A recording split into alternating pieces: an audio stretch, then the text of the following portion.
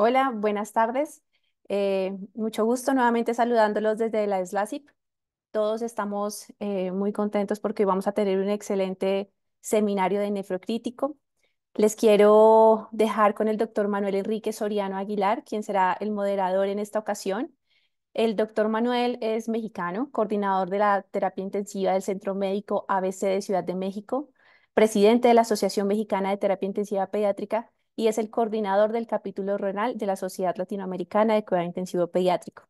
Para mí es un verdadero honor dejarlos con este panelista de lujo y pues adelante, doctor. Hola, muy buenas tardes a todos. Agradezco mucho la presencia de todos a este seminario de nefrocríticos. Antes de comenzar, quiero hacer unos anuncios muy importantes para toda nuestra comunidad.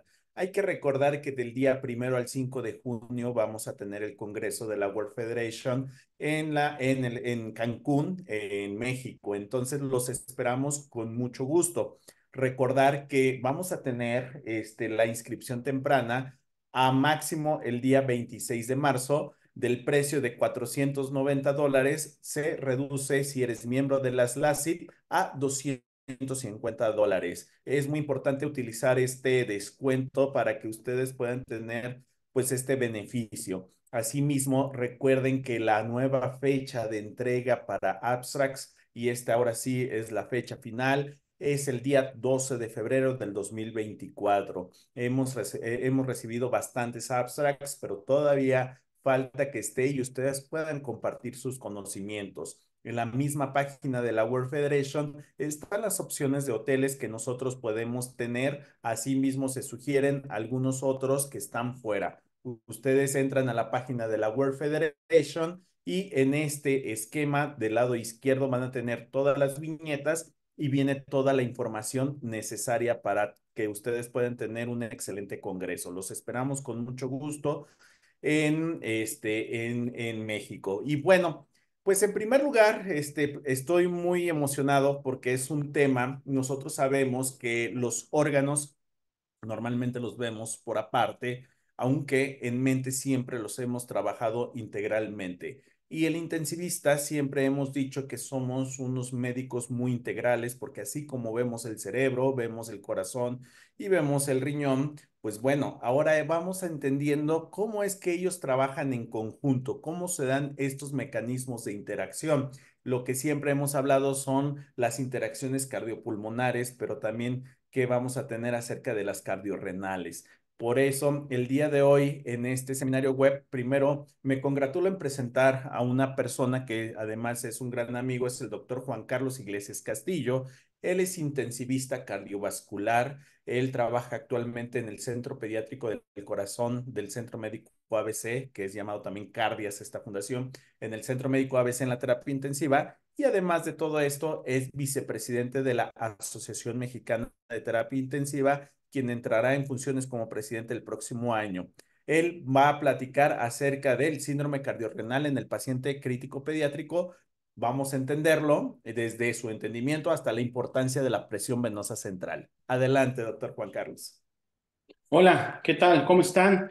Agradezco a Neslasi por esta invitación. Es un tema que intentaré hacerlo breve porque me apasiona y podría hablar mucho de él, ¿no? Entonces, vamos a empezar con la presentación. Bueno, ya me presentaron, gracias, doctor Soriano.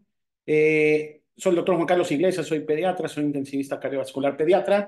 Y el día de hoy vamos a ver un tema que en específico es a mí se me hace muy apasionante, me declaro, no tengo conflicto de intereses y me declaro un apasionado de las interacciones orgánicas. Esta imagen no es mía, tiene derechos de autor, pero siempre me gusta ponerla en mis ponencias porque cuando nosotros estamos en medicina crítica, hoy en día tenemos que entender cómo se mueve la hemodinámica, consumo de oxígeno y necesidades especiales de cada uno de los órganos. En esta ocasión vamos a hablar del síndrome cardiorrenal. ¿Qué hay allá? ¿Qué hay más allá del síndrome cardiorrenal? ¿Cómo se fue creando y qué es lo que tenemos ahorita en mente para entender esta parte? Realmente, si nosotros nos vamos a la definición de cuándo surgió el síndrome cardiorrenal, es reciente, hablemos de los 2000 para acá, aunque hay antecedentes desde, perdón, hay antecedentes desde 1836, donde algunos anatomistas describían que las personas que fallecían con afección cardíaca tenían también cambios en el riñón. Pero no fue sino hasta principios de este siglo donde se empezó a integrar esta entidad clínica y se empezó a decir que la falla cardiorrenal era más que una lesión renal y una falla cardíaca, que había algo que no estábamos entendiendo y que no teníamos que ver estos órganos por separados.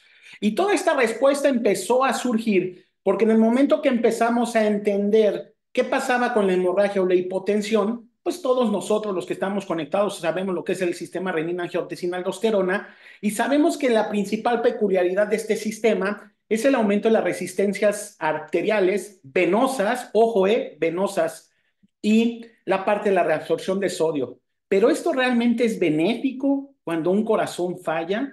Pues bueno, a partir de ahí se empezó a estudiar que no solo es el corazón el que tenemos que entender, sino que el riñón también tiene un componente hemodinámico al cual hay que entender a cabalidad, sabiendo que tiene una parte arterial aferente-eferente, sabiendo que tiene una parte venosa y, ojo, sabiendo que está dentro de una cavidad que en el entorno hay presión.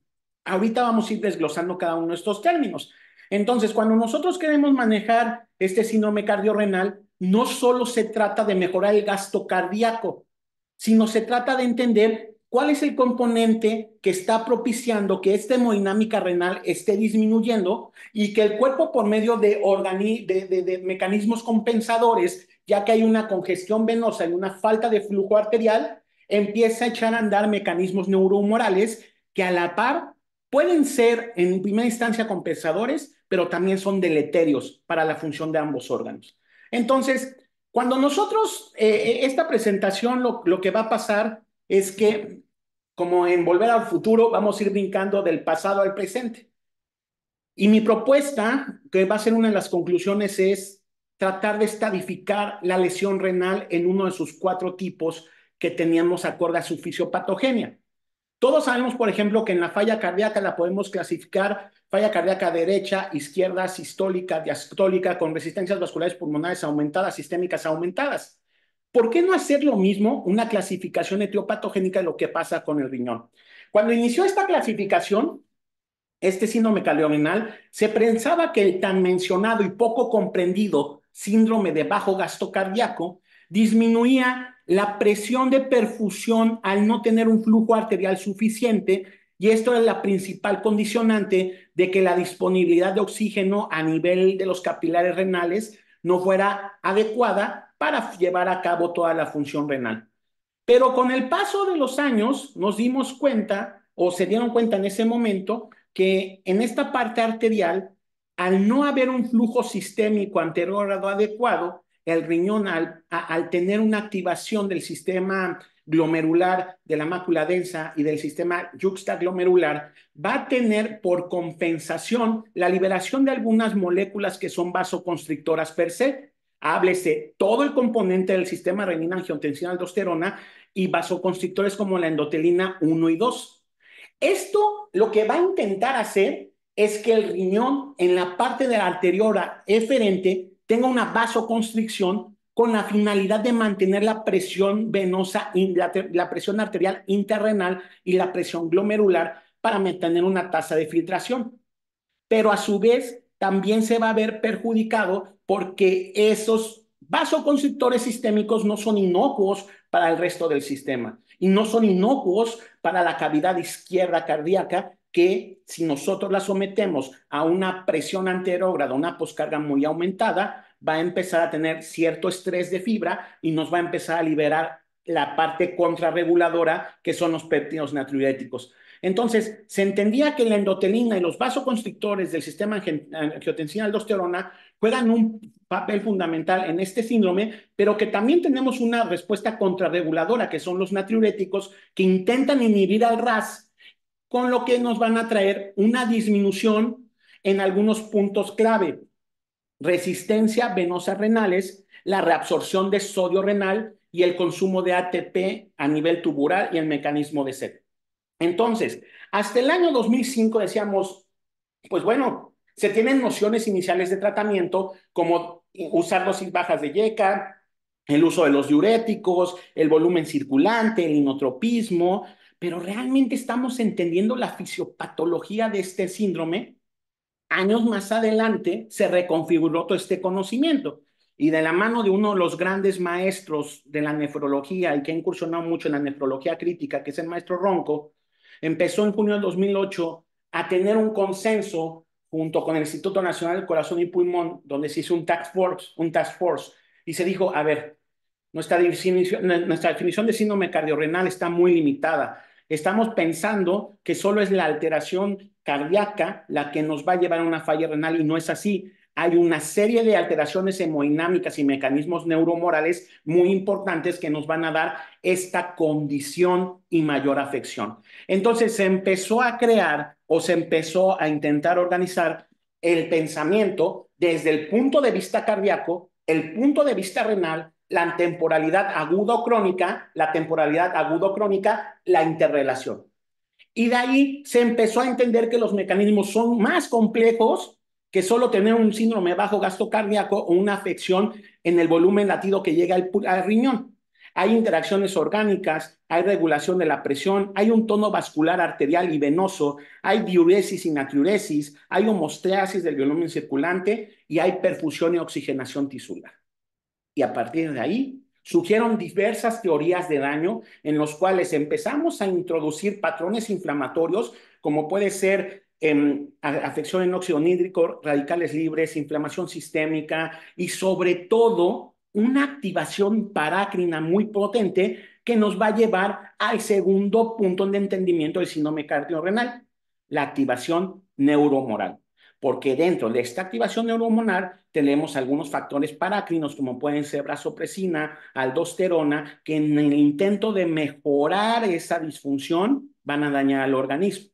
Entonces se le creó una nueva definición en la cual se intenta una clasificación bajo una visión, ojo, multidisciplinaria del entendimiento de estos factores fisiopatológicos tan complejos. Y de ahí surgió los 5 tipos que todos conocemos: tipo 1, 2, 3, 4, 5, 1, 2, enfocados corazón, 3, 4, enfocados riñón, y 5 es uno muy especial porque es una afección sistémica que pueda dar repercusión a nivel cardíaco y renal. Véase sepsis. Entonces, me voy a enfocar en la parte cardíaca porque de hecho la descripción del síndrome cardiorrenal se basó en el tipo 1. Y ese tipo 1, junto con el tipo 5, son los que en pediatría más vemos. Ojo, no estoy diciendo que los demás no se vean, sino que son los fundamentales. Y en el tipo 1 se empezó a describir en aquellos pacientes posoperados de corazón, donde por X o Y motivo el gasto cardíaco disminuía, había una disminución en el aporte de oxígeno a nivel renal, en el flujo sanguíneo a nivel renal, pero el riñón no era solo un visor o no se quedaba quieto, tenía una contrarrespuesta que era intentar mantener o generar una retención de volumen circulante a través de reabsorción de sodio y retención de agua. Pero aquí me voy en un punto importante. Vean, esto es muy importante porque tenemos un factor inflamatorio sistémico. Entonces, no solo, aquí es cuando se empieza a entender que no solo hablas de disminución de gasto cardíaco.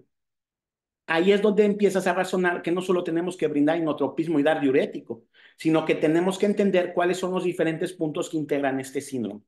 Y el cardiorrenal tipo 2, que es aquella falla cardíaca crónica que hoy en día sabemos que muchos de nuestros cardiópatas congénitos se empiezan a operar desde muy temprano. Tenemos mucha población univentricular y muchos de estos van a tener una falla cardíaca crónica que lleva hasta la etapa de adultez y la cual genera una interacción entre estos órganos.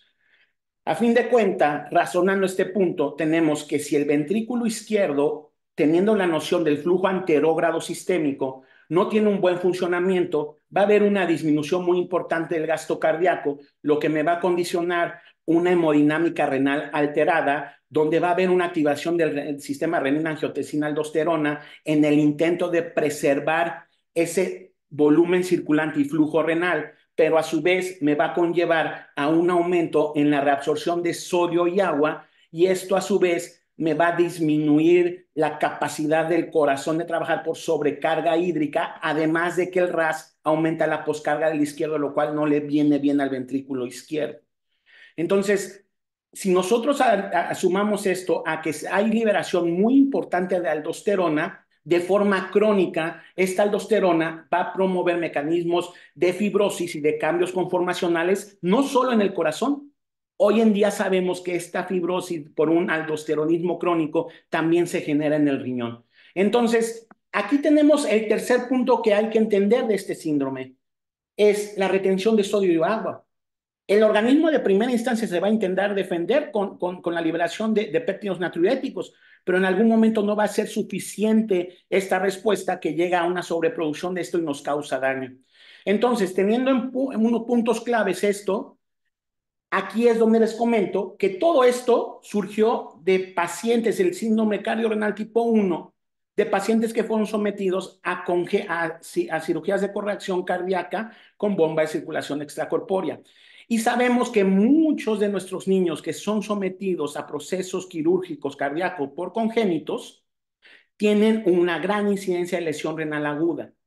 Y que si esta lesión renal aguda va recorriendo a lo largo de los años, lo cual ha sido muy bien estudiado en el paciente univentricular a lo largo de sus 3 estadios, que es una fístula, Glenn-Fontaine, conforme va avanzando su vida, la lesión renal aguda se va potenciando en cada uno de los estadios hasta que se vuelve algo crónico.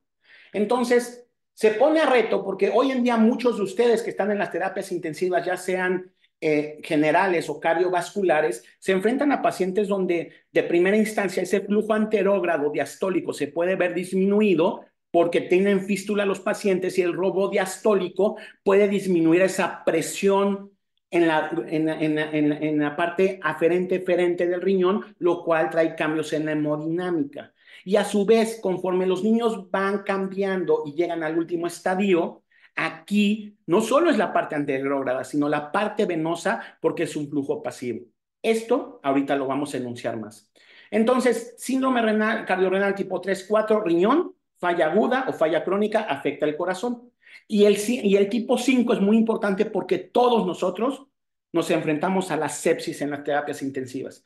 Y los factores procitocinémicos de la sepsis son capaces de cambiar la hemodinámica de cada uno de los órganos, activar el endotelio y causar un imbalance en ese aporte consumo de oxígeno.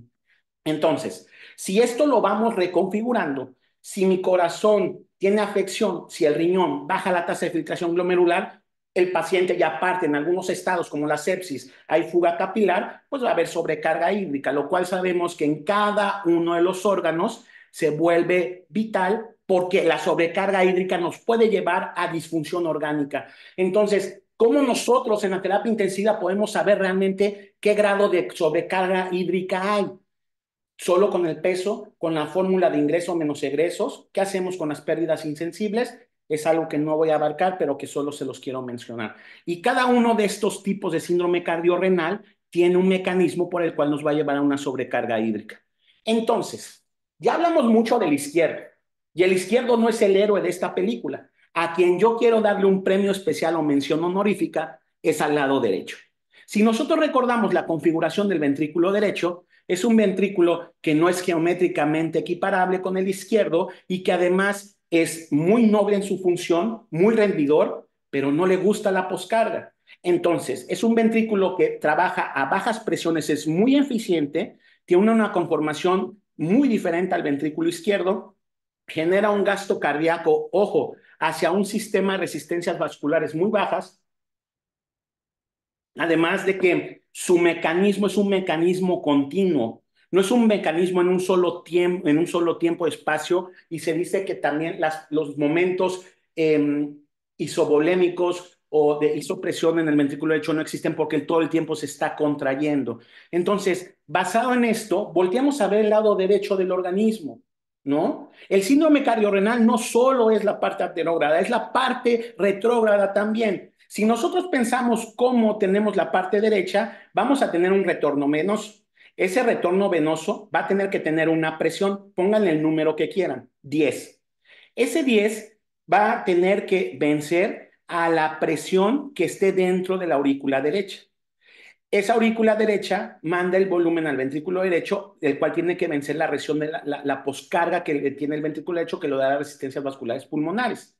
Ahora bien, hay que pensar también en las capacidades de elastancia de cada una de las partes del tórax, ya sea del pericardio o ya sea de la presión transmural a la cual se somete al ventrículo derecho, sabiendo que el ventrículo derecho, cuando es un ventrículo sano, como en la línea en este diagrama de presión-volumen normal, es un ventrículo que maneja muy poca presión, muy poca elastancia, pero es muy rendidor. Si nosotros lo sometemos a mayor grado de presión, esa fase de elastancia va a aumentar porque tiene hipertrofia. Pero si lo sometemos a mayor grado de poscarga, el ventrículo va a caer en una disfunción con presiones intramurales muy elevadas, lo cual no es benéfico para el derecho.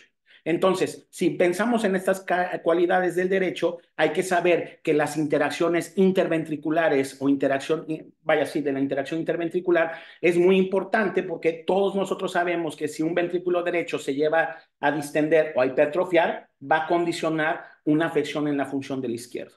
Entonces, ¿cuáles van a ser las determinantes para que un BD pueda trabajar bien? Bueno, pues las resistencias vasculares pulmonares, además de que se mueve mucho bajo la ley de Laplace, la cual va a ser, o nos enuncia, que la presión o el estrés de la pared es directamente proporcional a la presión dentro de la cavidad y el diámetro interno. Entonces, si nosotros vamos pensando esto, sabemos que la presión sistólica de la arteria pulmonar es la poscarga principal a la cual se enfrenta este ventrículo.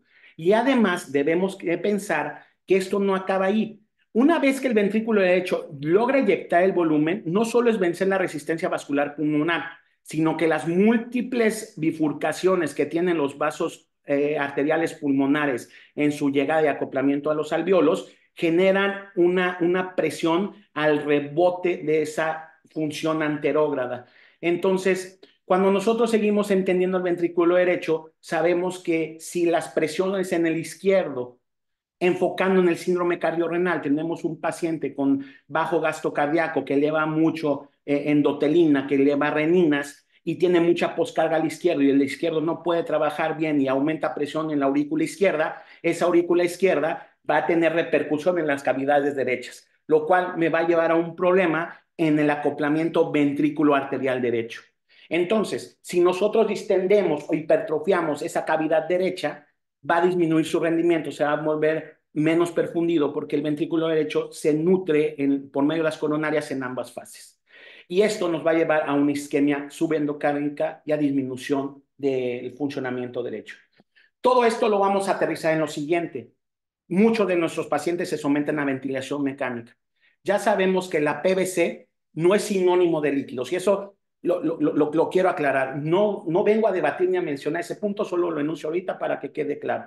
Lo que vamos a tener es por qué el ventrículo derecho falla. Hay diversas causas por disminución en su contractilidad, por sobrecarga en volumen o por aumento en las resistencias vasculares pulmonares. Muchos de nosotros nos sometemos a esto. Presión, ventilación con presión positiva o un síndrome de dificultad respiratoria agudo pediátrico. La ventilación mecánica, como bien hemos aprendido y hay muchos estudios, no le viene bien al ventrículo derecho porque hay un cambio entre las presiones. Entonces, ahora sí, si nos empezamos a enfocar qué pasa con la ventilación mecánica, la presión venosa central y la parte venosa, sabemos que si nosotros aumentamos la presión intratorácica por aumento en la presión transpulmonar, aumento en la presión transpleural y transmural a nivel de las cavidades derechas, vamos a aumentar la presión intramural en el BD, después en la aurícula derecha, y esto va a ser deleterio hacia el tono venoso inferior. ¿Por qué? Porque si aquí tenemos 10 y de repente aquí tenemos 14, debe de haber algún mecanismo compensador que el cuerpo eche a andar para que esto se vuelva 14 y pueda vencer y subir el volumen. Empezamos a entrar en términos fisiológicos de volumen estresado contra no estresado. Entonces, la presión positiva nos va a venir a aumentar esa presión transmural a las cavidades derechas. Y sabemos que el uso del PEP, ya sea en sobredistensión o con poco PEP, nos puede dar a fin de cuenta un aumento en la poscarga por distensión alveolar y compactación del vaso alveolo capilar, ¿no? O por colapso alveolar y tracción dinámica elástica de los vasos interalveolares. Entonces aquí es donde viene esa parte que tenemos que voltear a ver el ventrículo derecho. ¿Qué pasa con el ventrículo derecho y la presión venosa? Pues bueno, esa presión venosa va a ser dinámica y es algo que en ocasiones no pensamos. Cuando nosotros estamos enfrente de un paciente de choque y todos los que están conectados, quiero que se pongan, que sean muy sinceros ahorita y me digan cuántos de ustedes piensan en hacer móvil o modificar las resistencias venosas. Todos nos vamos con las resistencias arteriales. Pero ¿qué pasa con las venosas? ¿Tenemos forma de ver si hay mayor capacitancia de ese sistema venoso? Si se empieza a congestionar. Bueno, todo esto viene fisiológicamente y me importa que lo entendamos en base a la ley de Starling. Si nosotros pensamos en las cavidades derechas, la ley de Starling es muy ejemplificativa, porque nos dice, la ley de Starling que nos dice, todo conducto que por el cual pase un fluido debe de vencer o debe tener estas tres leyes. La presión de entrada, para tener un flujo, debe de vencer a la presión de salida. Si la presión de salida es mayor, no va a vencer la presión de entrada. Piensen en la aurícula derecha ventilada con 14 de presión, la presión de entrada, el tono venoso esplácnico o la cava inferior con presión de 10. Y si aparte le ponemos una presión del entorno, que sería la presión transpulmonar, transpleural aumentada, este flujo disminuye aún más. ¿Eso qué tiene que ver? Entremos ahora sí en la parte venosa del riñón y lo que me importa de esta charla junto con la disfunción orgánica. Si el ventrículo derecho falla, va a haber un aumento en la congestión venosa. Y si nos vamos a este esquema, esta congestión venosa va a generar una fuga de líquido a nivel venoso y una congestión de líquidos, lo cual nos va a traer un aumento en la presión intersticial del riñón, lo cual nos va a condicionar un aumento en la presión transtubular de cada uno de los segmentos, lo cual nos lleva a un aumento en la presión transglomerular, lo cual nos lleva a una disminución en la tasa de extracción glomerular. Pero esto no queda ahí, porque es muy importante tener en mente que la presión del entorno es importante. Entonces, aquí viene un punto que sí podemos medir. Vamos a decir que yo estoy enfrente del paciente, lo tengo monitoreado, tengo un catéter y digo, bueno, la PVC, ¿de qué me va a servir? La PVC entonces va a ser dinámica. Si yo le subo al paciente de 10 a 14 el PEP, voy a tener un cambio en PVC. Si está desaturado, tiene hipoxemia, voy a tener un cambio en la PVC. Si el ventrículo derecho está fallando, voy a tener un cambio en la PVC. Si tengo un derrame pleural, voy a tener un cambio en la PVC. Entonces, quiero enfocar la PVC no como una responsividad a líquidos, sino como un factor dinámico que tengo que entender para que el volumen no estresado se vuelva estresado. Y aquí viene una pregunta muy interesante. ¿Presión venosa central es igual que congestión? Se los dejo de tarea. Y ahorita vamos desarrollando la idea. Entonces, vamos a ver cómo funciona esto. Nosotros tenemos un volumen estresado, que es aquel volumen que va a producir aumento en la presión intramuscular de la cavidad derecha. Esa presión intramuscular va a ser mayor de 0. Ese volumen estresado se genera a partir del volumen no estresado, que es todo ese volumen que está en la cavidad esplácnica. Para nosotros tener un adecuado llenado cavitario, necesitamos una presión venosa media que venza la presión de la aurícula derecha y que genera un gasto cardíaco derecho.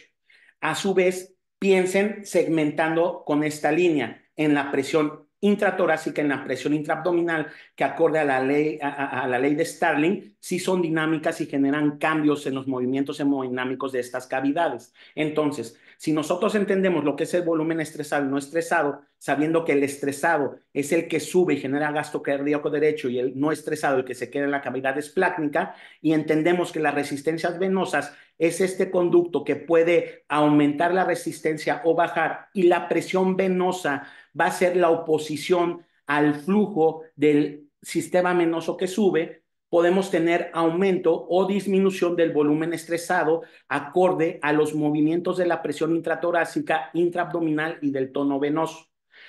Por lo cual, esta presión venosa central se vuelve muy dinámica y muy ejemplificativa de qué está pasando, no como responsabilidad de líquidos, sino como datos de presiones.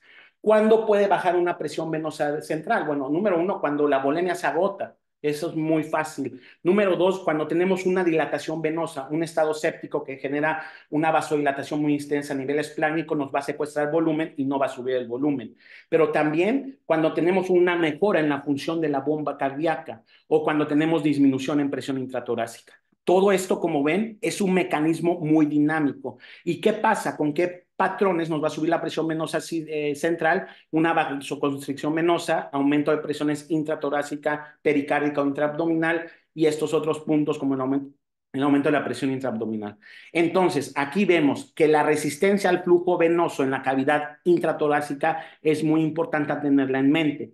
Y que el patrón, aquí viene un punto clave, el patrón de flujo esplácnico es muy importante porque es muy dinámico, pero de forma activa o de forma habitual no entra en el gasto cardíaco, pero es móvil y puede ser una vía de escape o una vía de llenado o de disminución de ese gasto cardíaco que va a tener el ventrículo derecho.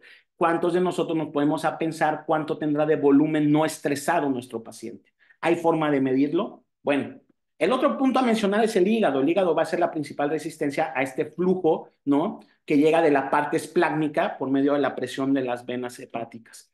Entonces, cada vez que tenemos presión mecánica invasiva, vamos a generar cambios que van a propiciar que el organismo, al sensar que la presión o el tono venoso no es suficiente para generar una presión que eleve o que venza la presión de la aurícula derecha, va a generar mecanismos a nivel glomerular que retienen sodio y agua, lo cual nos va a llevar a retención hídrica.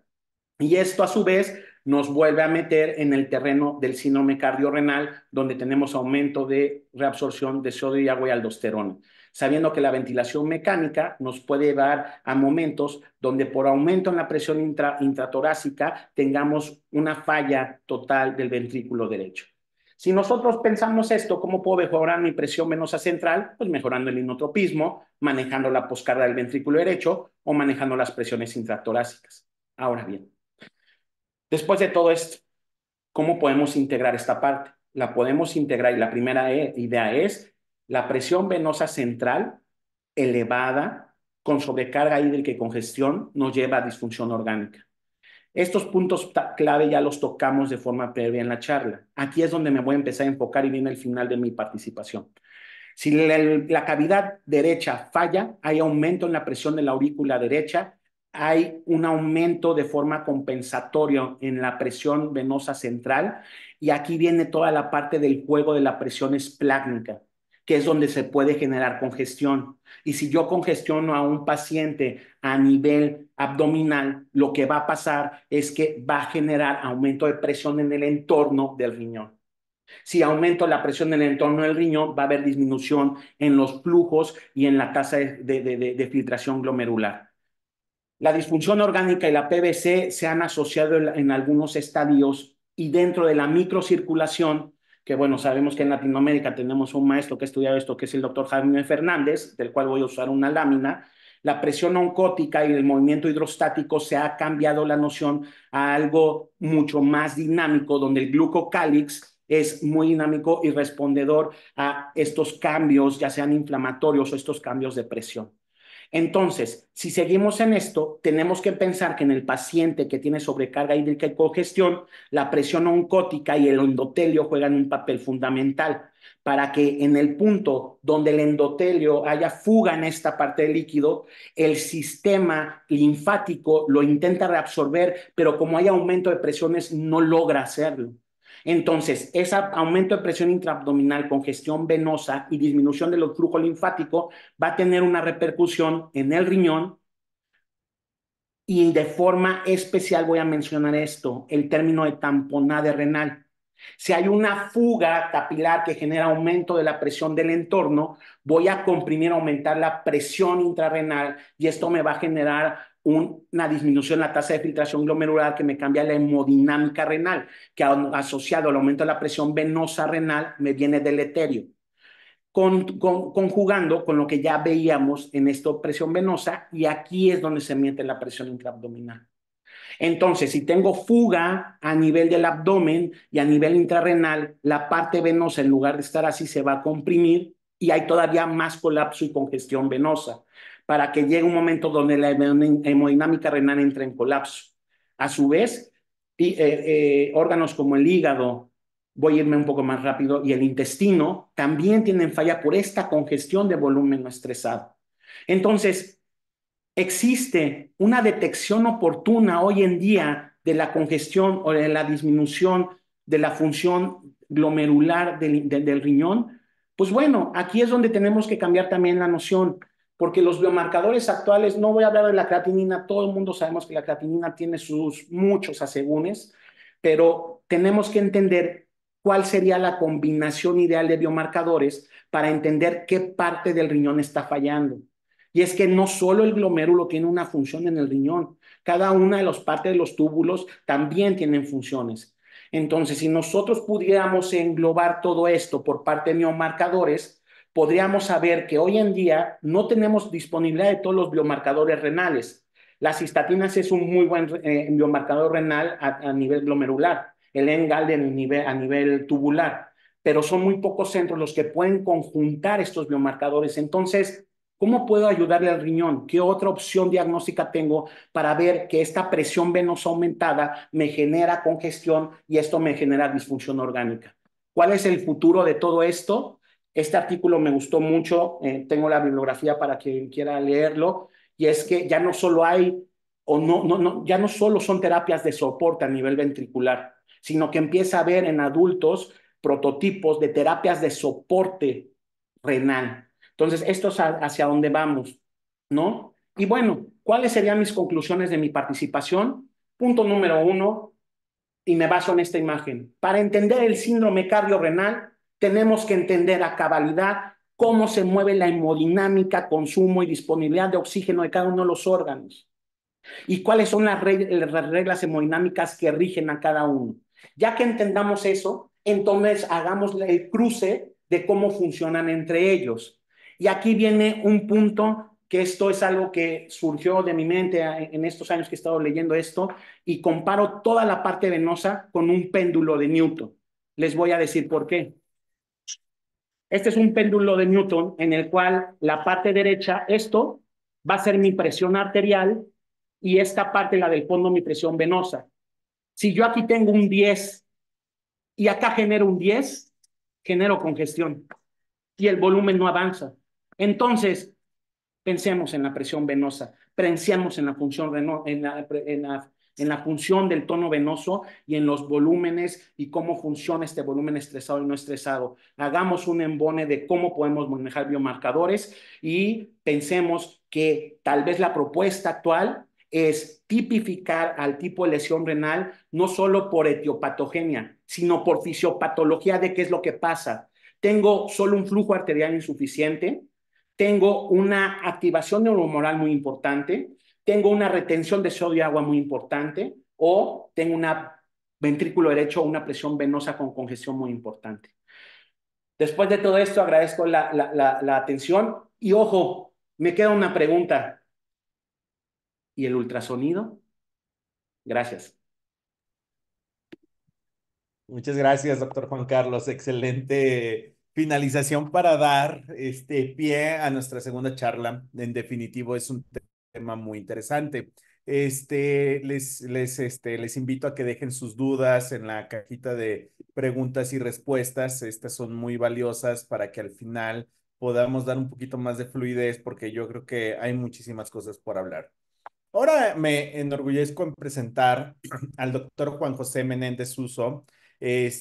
Bueno, él es un licenciado en Medicina y Cirugía por la Universidad Autónoma de Madrid, es médico especialista en pediatría y, bueno, es médico adjunto al Servicio de Cuidados Intensivos Pediátricos del Hospital Universitario de La Paz. Además, instructor en simulación pediátrica y, bueno, asimismo, instructor y profesor del curso de ecografía en el paciente pediátrico crítico, entre algunas otras cosas más.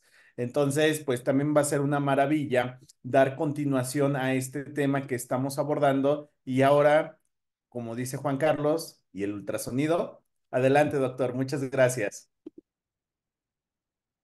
Bueno, pues buenas tardes a todos desde España. Quiero empezar mi charla agradeciendo a las LACIP y en concreto al doctor Soriano esta invitación para hablar de un tema que realmente me apasiona, que es el uso de los ultrasonidos, en este caso para detectar y para graduar y para entender el origen y guiar el tratamiento de la congestión venosa. Después de la magistral charla de mi colega el doctor Iglesias, Me voy a permitir pasar por alto algunas de las diapositivas que tenía en mi charla. Espero que me disculpen por eso. Y así me podré centrar de lleno en el tema fundamental que es la ecografía. Voy a compartir la presentación y empezamos.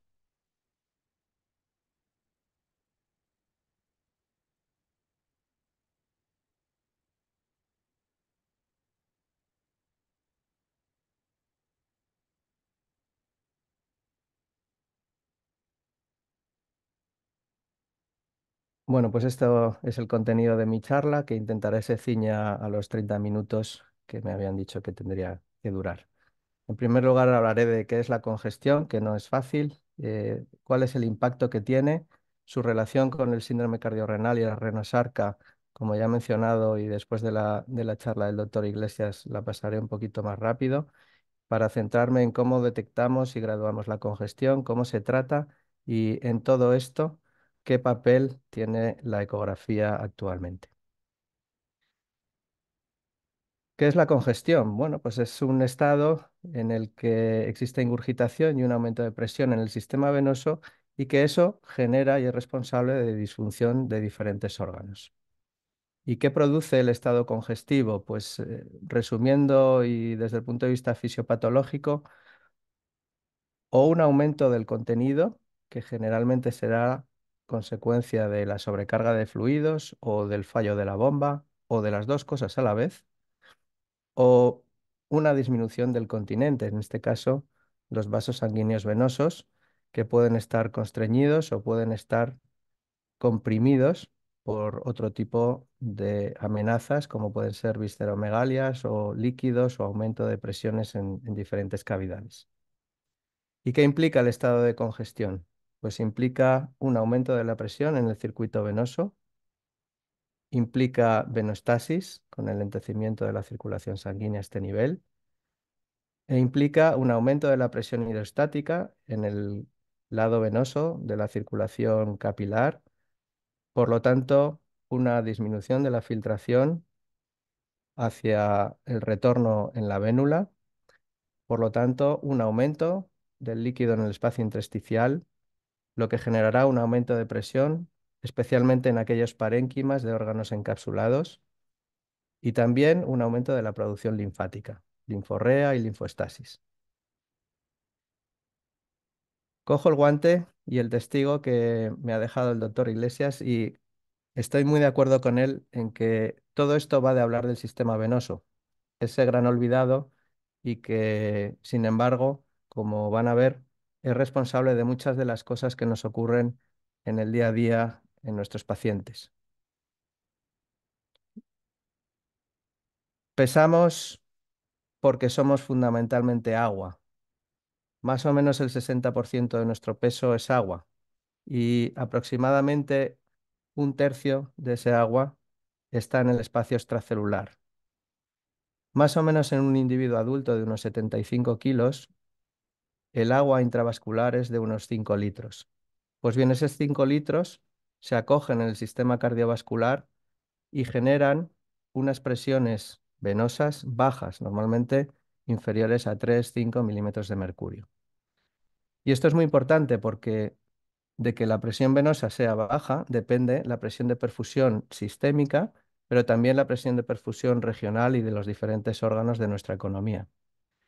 Recordamos que la presión de perfusión depende no solo de la presión de aflujo, que es la presión arterial media, sino de la presión de eflujo, que es la presión venosa. Por lo tanto, si se eleva la presión venosa, se puede amenazar la perfusión de los diferentes órganos. Los determinantes de la presión arterial media son bien conocidos y, como bien decía el doctor Iglesias, pensamos mucho en ellos, a veces demasiado, el gasto cardíaco, el tono arterial, la resistencia vascular sistémica. Sin embargo, de los determinantes de la presión venosa sistémica nos olvidamos con frecuencia. La volemia, total, estresada y no estresada, la complianza y la resistencia del sistema venoso y la función cardíaca, especialmente de las cavidades derechas. Decía antes que el estado congestivo puede afectar la presión de perfusión y a su vez generará un aumento de la presión en el intersticio de los órganos, especialmente en aquellos que son órganos encapsulados o que viven encofrados en cavidades no distensibles. Generaremos más líquido intersticial y eso generará más demanda para el sistema linfático, otro de los grandes olvidados y que también tiene mucha implicación en la disfunción multiorgánica en los niños críticos. El edema hidrostático, la linfagiectasia, generan aumento de presión en los intersticios y en aquellos órganos especialmente encapsulados, como el hígado o como el riñón, o en los que viven dentro de cavidades no distensibles, como el cerebro, pues generan disfunción por estasis. Esto está en el origen de muchas de las disfunciones multiorgánicas y ya sabemos que esto genera mucha morbimortalidad. La expresión de la congestión en los diferentes territorios es muy variada. En el aparato respiratorio, la congestión suele traducir hipoxemia, crepitantes, disnea en el paciente, expectoración. A nivel hepático, agrandamiento de la víscera, alteraciones analíticas típicas como la colestasis, la elevación de la gamma GT, de la bilirrubina total. A nivel intestinal, no hay que olvidar que la congestión suele tener también una repercusión importante. Se edematiza la mucosa, aparecen trastornos del peristaltismo, hay mala absorción, hay pérdida de proteína y grasa, las vitaminas liposolubles se absorben mal y la integridad de la mucosa se ve amenazada, dando pie a las traslocaciones de las bacterias que conviven con nosotros. Pero no nos olvidemos que, por ejemplo, a nivel cerebral, el estado congestivo hoy en día ya sabemos que está detrás de muchos de los trastornos neurológicos que encontramos en nuestras unidades, especialmente del delirium. A nivel cardiovascular, está claro que la congestión genera un aumento de demanda a la bomba que tiene que trabajar más y por tanto consumir más, y eso supone estrés y un reto funcional. A nivel renal, ¿qué decir? La congestión está detrás, como ya muy bien nos han explicado, del síndrome cardiorrenal. Está detrás de la renosarca y del taponamiento renal, como ahora hablaré más en detalle. En fin, que la congestión hace daño y hay que tenerla muy en cuenta. Muchos estudios, sobre todo en adultos, ya han demostrado que la congestión mata y genera morbilidad. Es un marcador precoz de descompensación y es un predictor de empeoramiento de la función renal, de rehospitalizaciones y de muerte en pacientes con insuficiencia cardíaca. Está relacionado también con la duración de la ventilación mecánica y de la dificultad en el destete de la misma. Está relacionado también con agravamiento de la función cardíaca, de la función renal y de la función endotelial. Los estados congestivos son estados proinflamatorios y está detrás también de trastornos neurológicos tan importantes como el delirio. Con respecto a la relación de la congestión con la génesis del síndrome cardiorrenal y la renosarca, esto me lo voy a permitir saltar porque no puedo abundar más. El doctor Iglesias lo ha contado perfectamente. Y me voy a centrar en, bueno, si es tan importante la congestión y genera morbimortalidad y está en la génesis de muchas de nuestras disfunciones multiorgánicas en el paciente crítico, ¿cómo la detectamos? Bueno, clásicamente para detectar congestión solemos recurrir a la inspección. El edema puede ser un marcador, aunque a veces tardío. Al peso del paciente. La congestión suele conllevar un aumento del peso corporal. Y a la monitorización de presiones, por supuesto que sí. Y entre ellas, especial interés tiene la de la presión venosa central. Sin embargo, ya nos ha dicho el doctor Iglesias, y coincido con él, que presión no es siempre igual a volemia y que, como muchos estudios demuestran, puedo tener un aumento de presión y estar hipervolémico, pero también puedo tener un descenso de presión y estar hipervolémico. Es decir, que la presión venosa central no es buen testigo de cuál es el grado de volemia. El 42% de los pacientes congestionados no crepitan, ni tienen edemas, ni se les observa una elevación del pulso venoso yugular.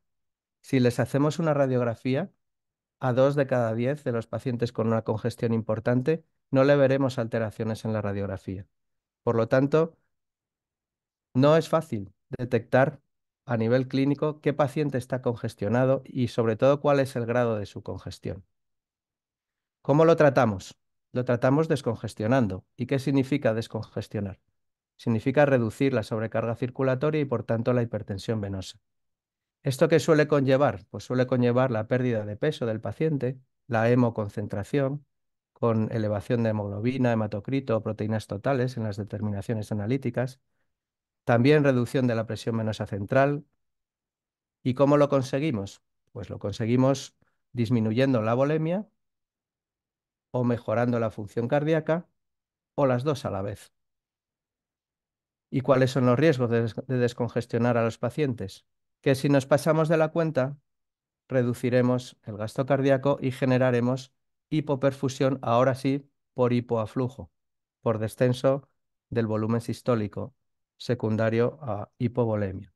Pero también al descongestionar, forzando diuresis, logramos a veces generar diselectrolitemias con los riesgos que esto puede suponer. ¿Cómo monitorizamos el estado congestivo y sobre todo cómo decidimos cuánto descongestionar? Tampoco es nada fácil.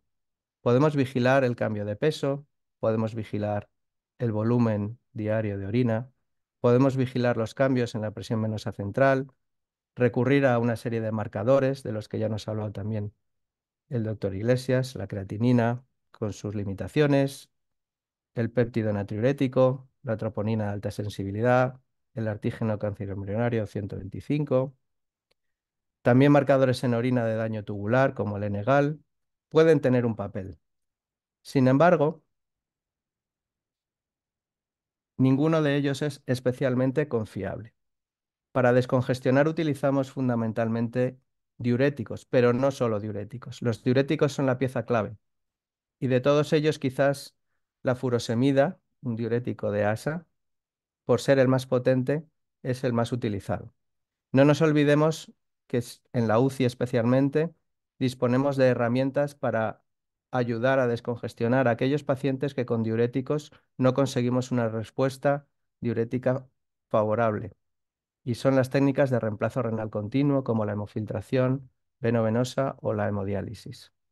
También pueden ser de utilidad en ciertas ocasiones emplear bloqueantes del sistema renina-angiotensina-aldosterona, que ya hemos escuchado como en todos estos pacientes suele estar muy activado.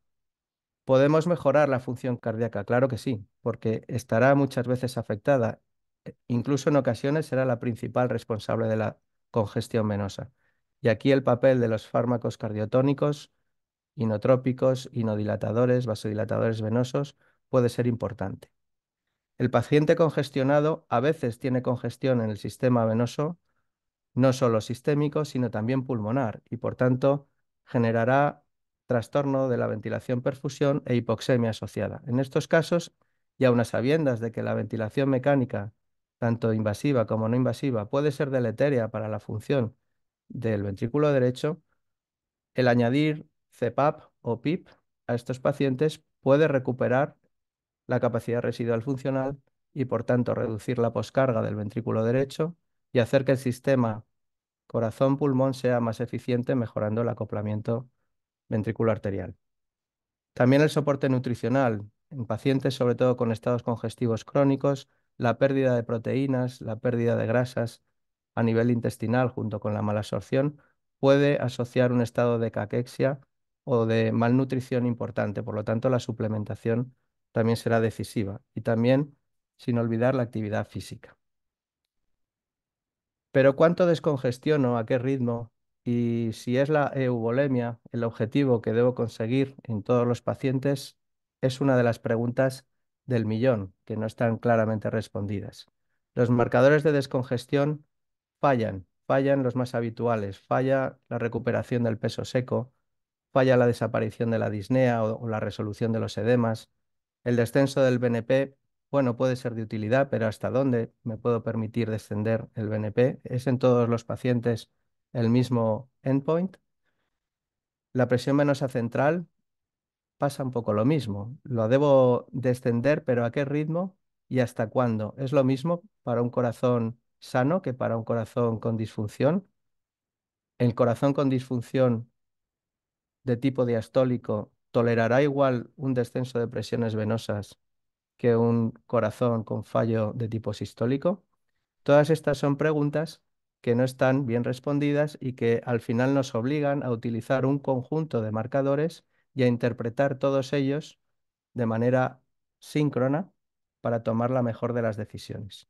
Guiar la descongestión en base a todos estos parámetros no ha demostrado que mejore la supervivencia en el paciente congestivo. La creatinina. La creatinina es un arma de doble filo. Sin duda se sabe que en los pacientes con fallo cardíaco agudo que asocian insuficiencia renal aguda, que son aproximadamente un 25% de ellos, tienen un riesgo de muerte elevado, se dobla con respecto a los que no lo desarrollan. Pero, ¿cuántas veces nos ha pasado estando en la guardia que empezamos a añadir diuréticos a un paciente que vemos claramente edematoso o con edema de pulmón o con visceromegalias y ascitis? Y a la mañana siguiente, en el examen analítico, vemos que la creatinina no solo no ha descendido, sino que ha aumentado todavía más. Y nos empezamos a poner nerviosos, porque ya no sabemos si la diuresis que estamos forzando con los diuréticos le está sentando bien a nuestro riñón, que parece que puede estar quejándose porque la creatinina se eleva. Bien, esto en los últimos años hay bastantes artículos que, centrándose ya en el estudio del sistema venoso y de la congestión, han ido demostrando que la elevación de creatinina en el proceso de descongestión del paciente congestivo es realmente frecuente y no se correlaciona con daño renal. De hecho, hay estudios que demuestran que durante la descongestión la elevación de creatinina puede conllevar mejor pronóstico que el descenso de la misma. Algunos autores, de hecho, han propuesto llamar a este hallazgo hipercreatininemia permisiva o aquí permisivo.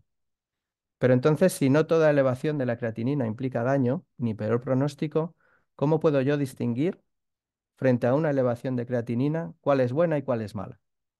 ¿Cuándo la elevación de creatinina la puedo aceptar o incluso es deseable?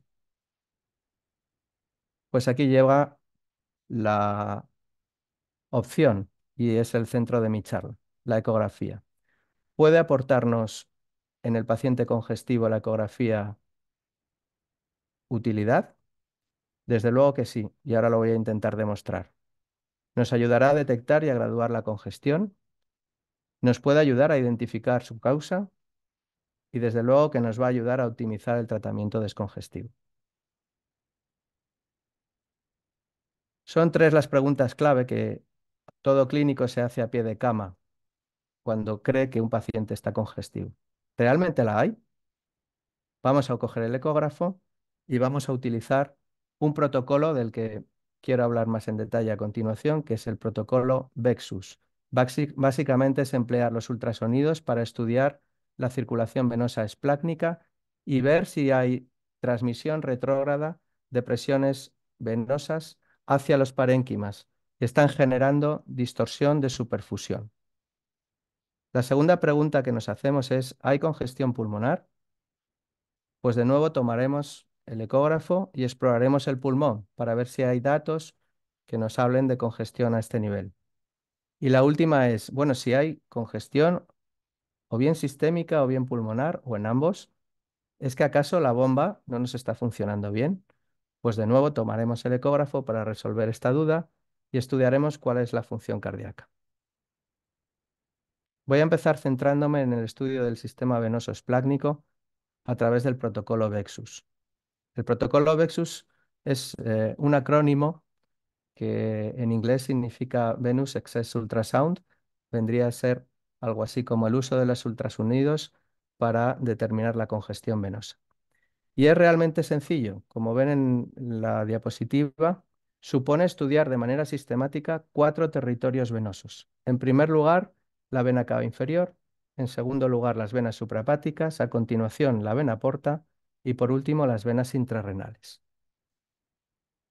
Atendiendo a la morfología de las velocidades en estos 4 territorios, así como al tamaño de la vena cava inferior, determinaremos diferentes patrones de velocidad: normal, leve, moderado o grave, y estudiando en conjunto los 4 territorios alcanzaremos una clasificación final de Vexus grado 0 cuando no haya congestión y Vexus grado 1, 2 o 3 cuando haya congestión progresivamente más grave.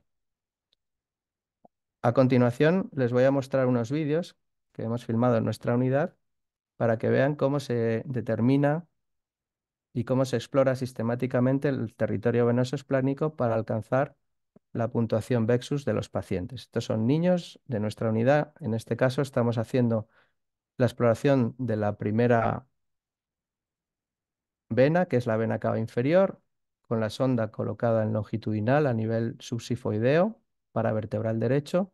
Exploramos la vena cava inferior y tomamos su medida en expiración aproximadamente a medio o 1 centímetro distal a la desembocadura de la vena suprahepática media.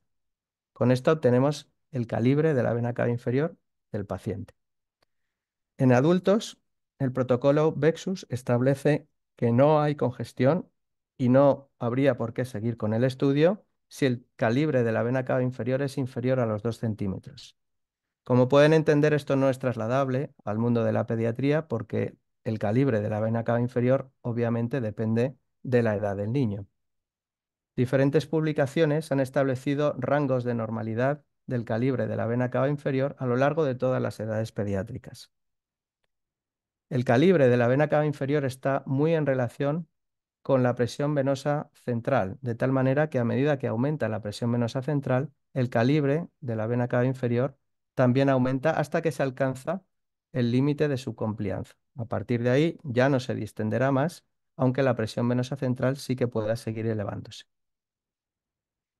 El segundo territorio a explorar en el protocolo Vexus son las venas suprahepáticas. En esta ocasión colocaremos el transductor, normalmente una sonda tipo convex de baja frecuencia, en la línea axilar anterior, buscando el drenaje de la vena suprahepática media, aunque la exploración también se puede hacer en cualquier otra de las venas suprahepáticas, la izquierda o la derecha. La vena suprahepática media normalmente se explora en modo B y color, y veremos un color azulado durante la mayor parte del ciclo cardíaco. Como pueden ver, en condiciones normales, el Doppler en las venas suprahepática media es un Doppler trifásico, en el que se distinguen 3 ondas: una onda A positiva, una onda S y una onda D negativas. Cuando aumenta la congestión,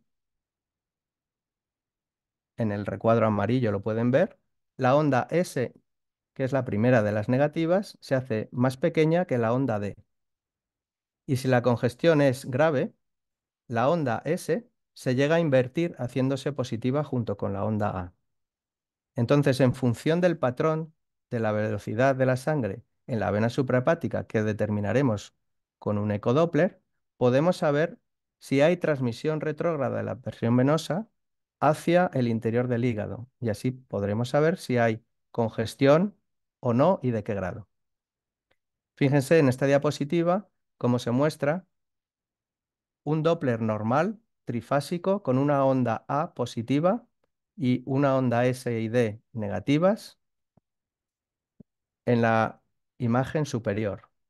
Sin embargo, a medida que descendemos en la imagen, vemos cómo va avanzando la congestión, primero disminuyendo la onda S, que se hace más pequeña que la D, y después invirtiéndose la onda S, que se hace positiva y pasa incluso a fusionarse con la onda A. Esto es el espectro, un continuo de congestión que podemos detectar usando la ecografía Doppler a este nivel. El nombre de las ondas A, S y D son así porque determinan la fase del ciclo cardíaco en la que se producen. La onda A del Doppler suprahepático coincide con la onda A del pulso venoso. La onda S, que se produce en sístole cardíaca, coincide con el seno X del pulso venoso. Y la onda D, que coincide con la diástole del ciclo cardíaco, se produce a la vez que el seno I del pulso venoso central.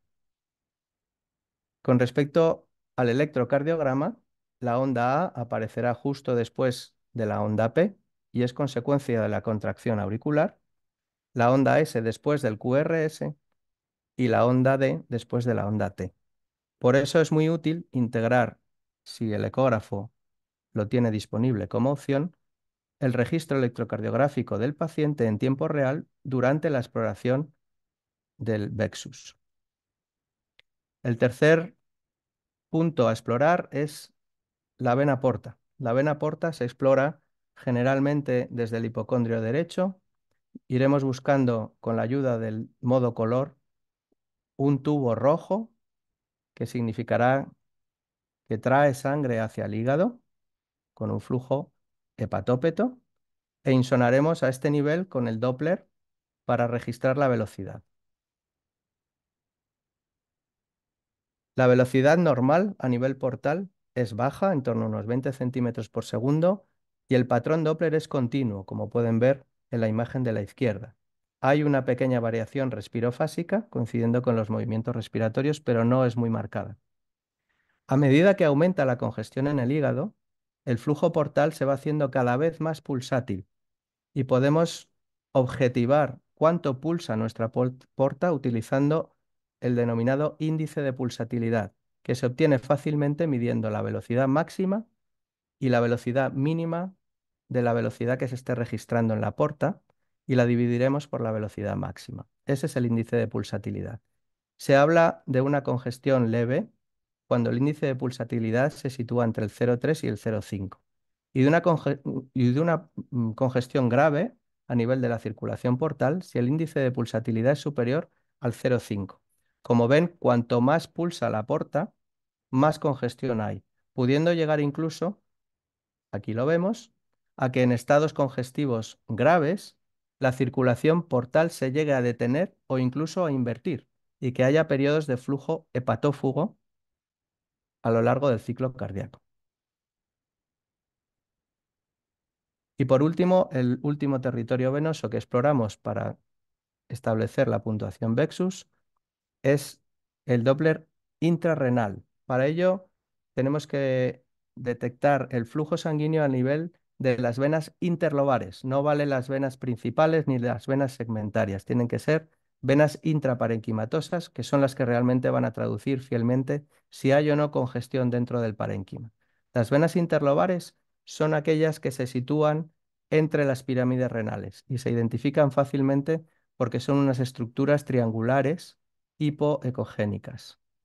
Entre las pirámides renales encontraremos vasos sanguíneos con la ayuda del Doppler color y será ahí donde coloquemos nuestra prueba de Doppler pulsado para determinar cómo es la velocidad de la sangre. Como ven aquí en la imagen, dado que los vasos a este nivel estarán muy juntos, podremos registrar a la vez la arteria y la vena. ¿Cómo es el flujo venoso intrarrenal normal? Pues es un flujo continuo, como ven en la imagen de la izquierda. Puede haber pequeñas variaciones, pero no serán muy significativas. A medida que aumenta la congestión venosa intrarrenal, y aquí el síndrome cardiorenal es clave el ir detectando cómo de difícil tiene la sangre retornar desde el riñón hacia el corazón, podemos ver que el flujo deja de ser continuo y empieza a hacerse discontinuo. Primero pulsando, después siendo bifásico, apareciendo tanto onda S como onda D, igual a lo que veíamos en las venas suprahepáticas. Y finalmente, cuando el grado de congestión intrarrenal es máximo, perderemos incluso la onda S y quedará solo una onda D al final de la diástole. Fíjense aquí como al estar superpuesta sobre la línea de base del Doppler la velocidad arterial, podemos ver que cuando no hay congestión, tanto en sístole como en diástole hay un patrón continuo, es decir, está constantemente saliendo sangre desde el riñón retornando hacia el corazón, pero que a medida que aumenta la congestión intrarrenal, aparece pulsatilidad, primero con onda S y onda D, bifásicas, y finalmente una única onda D. Esto se llama flujo discontinuo bifásico en el patrón leve moderado o flujo discontinuo monofásico en el patrón grave.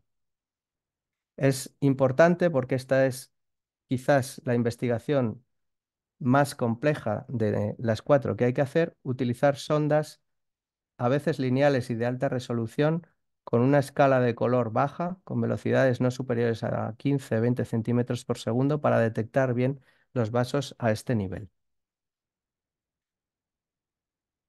Como ven también en el territorio renal, podemos ver que esto de la congestión se puede detectar con el ecógrafo.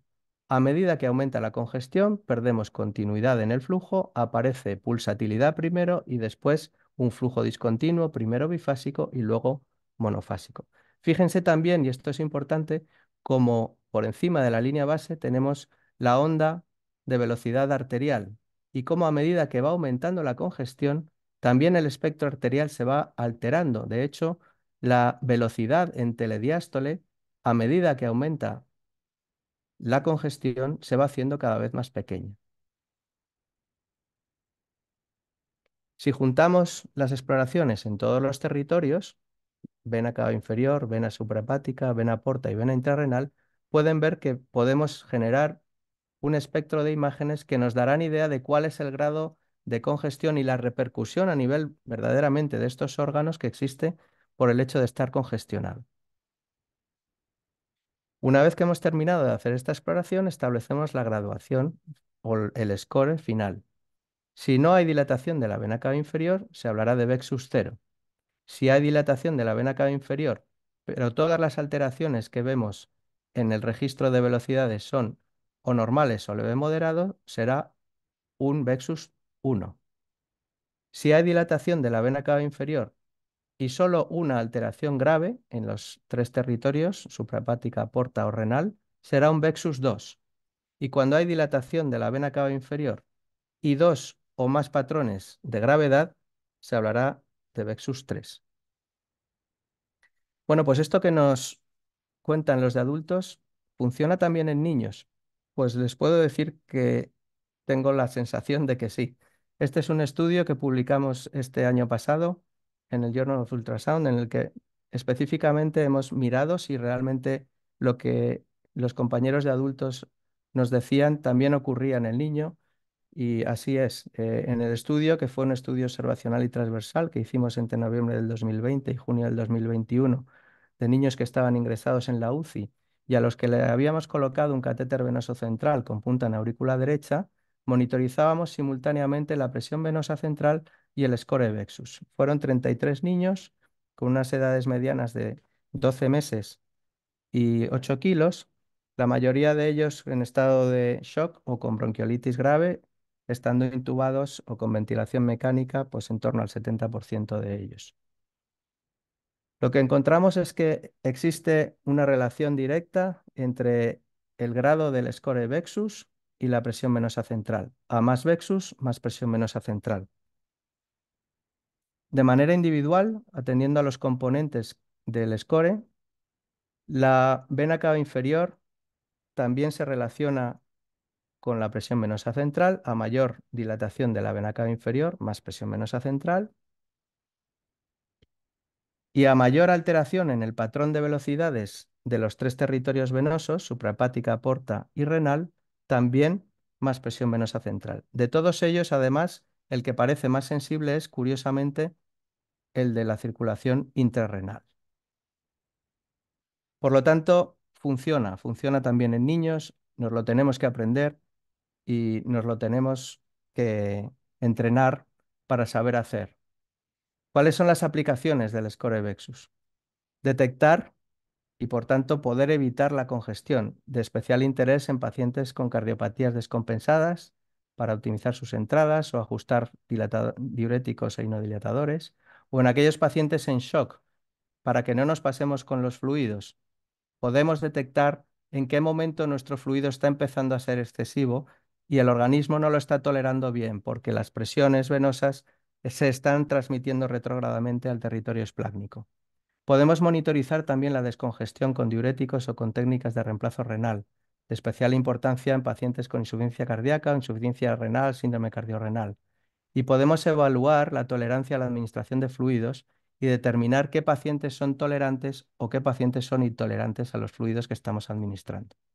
Por lo tanto, el Vexus no detecta pacientes que necesiten líquido, pero sí detecta pacientes que ya no toleran más y pacientes que, estando congestionados, podrían beneficiarse de descongestionarse. Esto es un ejemplo de uno de nuestros pacientes. En este caso pueden ver la circulación suprahepática con un patrón alterado. La onda S es menor que la onda D, por lo tanto sería una congestión a nivel hepático leve moderada. A nivel renal existe también un flujo discontinuo bifásico con una onda S y una onda D. Si le administramos fluidos a este paciente, ¿qué pasará? Pues podemos volver a chequear a este paciente después de la administración de fluidos y ver cómo lo ha tolerado.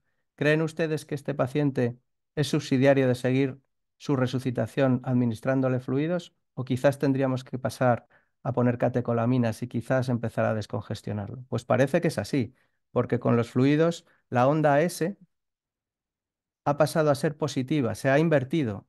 El hígado se nos está congestionando gravemente, pero fíjense a nivel renal. Hemos perdido casi por completo la onda S y de un estado bifásico hemos pasado a un flujo monofásico. Ya solo sale sangre del riñón en diástole. Pero fíjense en el cerebro.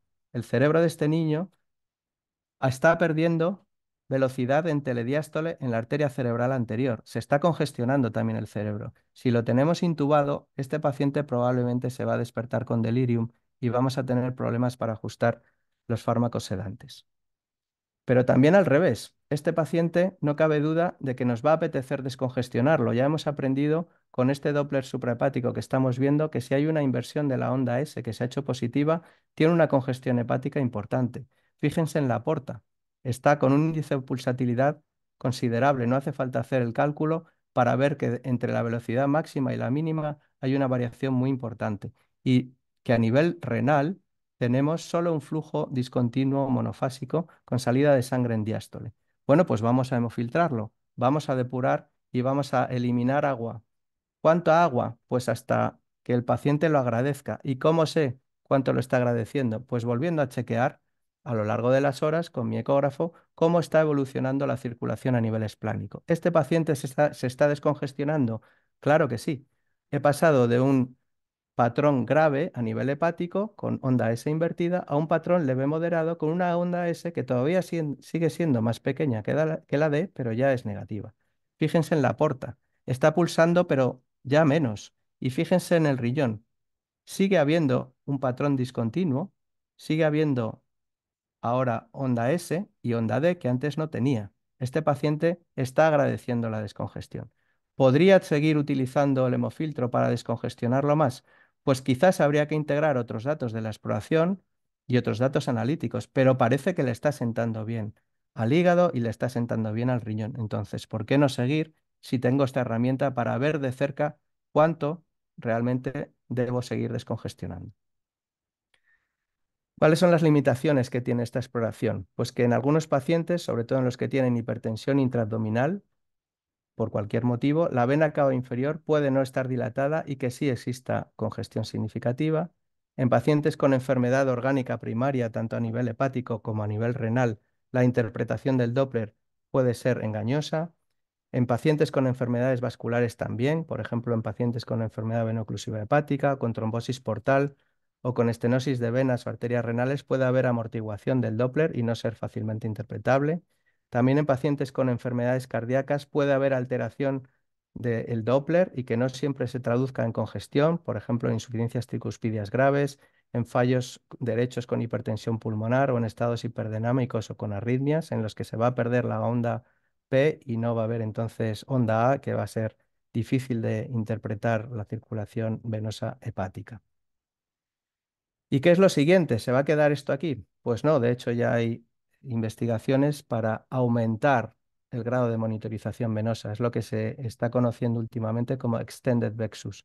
Es ampliar la exploración a otros territorios venosos que también pueden ser buenos testigos de cuál es mi grado de congestión. Y ahí entran la vena yugular interna, la vena cava superior, la vena esplénica o la vena femoral. habrá que estar atentos porque ya digo que esto es un hot topic y en este momento hay muchas publicaciones que seguro que nos van a arrojar más ciencia en los próximos años. Ya sé si hay congestión sistémica, pero ¿hay también pulmonar? Bueno, esto es relativamente sencillo. El pulmón sano, sabemos que a nivel ecográfico se identifica por artefactos. No veo el pulmón si el pulmón está sano porque hay aire y el aire y el ultrasonido son enemigos. Lo que veré son deslizamiento de la línea pleural y esos artefactos horizontales que se llaman líneas A y que pueden ver en la imagen de la derecha, que en el modo M, que es la imagen de la derecha, perdón, es el signo de la arena de playa.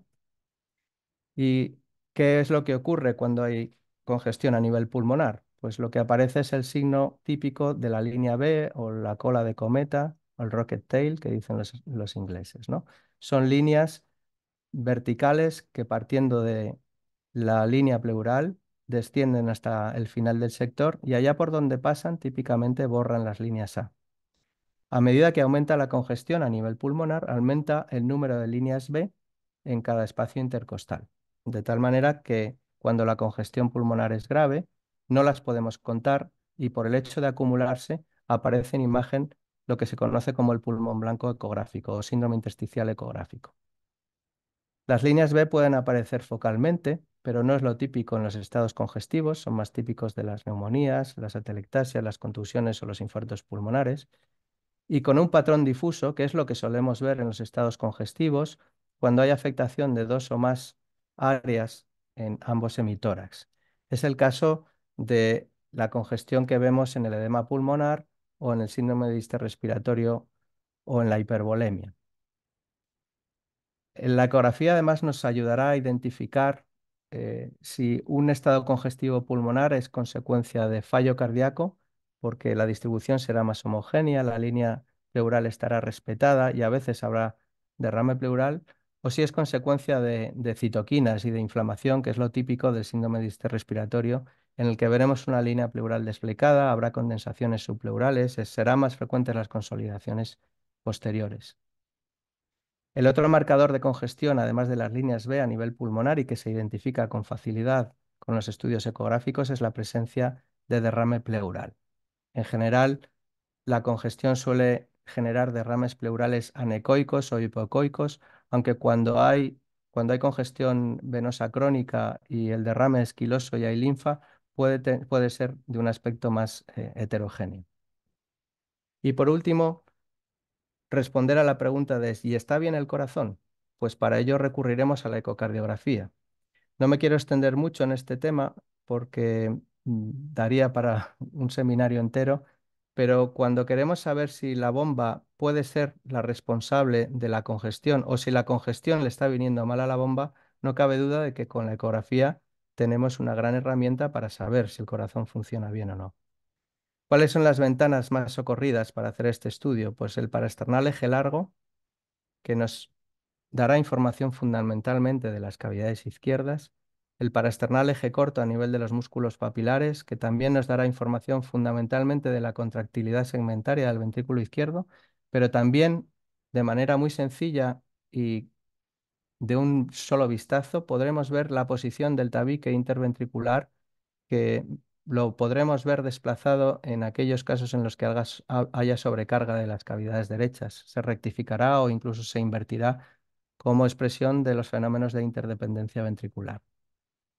Y por último, los planos apicales, 4 y 5 cámaras, que también nos serán de utilidad para ver las cavidades izquierdas y también las derechas y para hacer los cálculos de gasto cardíaco directos por Doppler. Son muchos los estimadores de la función cardíaca y no me voy a detener en ellos.